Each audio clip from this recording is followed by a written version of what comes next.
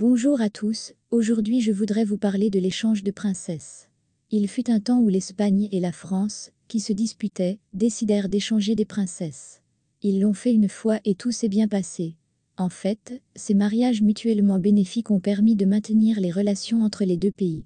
Deux princesses, Louise d'Orléans et Mariana de Bourbon, arrivent sur l'île des Faisans, qui sépare la France de l'Espagne. La France accueille la très jeune infante espagnole Mariana Victoria de Bourbon, qui n'a que 4 ans, et se voit immédiatement confier de grandes responsabilités.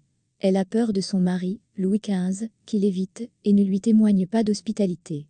Bien qu'il ne soit plus un jeune homme, à l'occasion de son arrivée, des festivités somptueuses sont organisées, et la petite fille est appelée la reine infante. Mais malgré la popularité de ce joli visage à la cour et son jeune âge, certains ne l'aimaient pas. Craignant d'attendre longtemps l'âge de procréer de Mariana, Louis XV la renvoya en Espagne, à l'âge de 7 ans, sous l'influence de conseillers en matière de chagrin. Cela ne plut pas au roi d'Espagne, et il se mit en colère. En général, son destin n'a pas été mauvais, elle est devenue reine, puis régente du Portugal, et a vécu très longtemps. Mais Louise d'Orléans avait le caractère de sa grand-mère, Athenais de Montespan, inflexible et provocante. Elle arrive en Espagne primitive, où elle est non seulement accueillie très sèchement, mais aussi immédiatement espionnée, bien qu'elle occupe une position élevée. En représailles, Louise intrigue contre la cour d'Espagne, se met sans chaussures, n'hésite pas à rôter à table, oblige à satisfaire ses moindres caprices, et ridiculise les compagnons espagnols.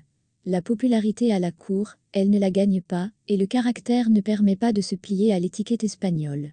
Au lieu de porter de lourdes robes, elle préférait grimper aux arbres, avec quelque chose de plus léger, et courait dans les couloirs du palais. Pour le plus grand bonheur de Louisa, son mari, le roi Louis Ier, contracte la variole, et bientôt elle porte des robes encore plus sombres. La cour d'Espagne ne cache pas son inimitié à l'égard de Louise, et, à la demande de sa mère, elle retourne en France. Mais elle ne fera jamais une brillante carrière de princesse. L'ancienne reine n'est pas payée douairière, et elle s'installe au palais du Luxembourg, où elle vit tranquillement à l'écart du palais, oubliée de tous. Cet échange de princesses a échoué, et chacune est retournée dans son pays. Merci d'avoir regardé cette émission.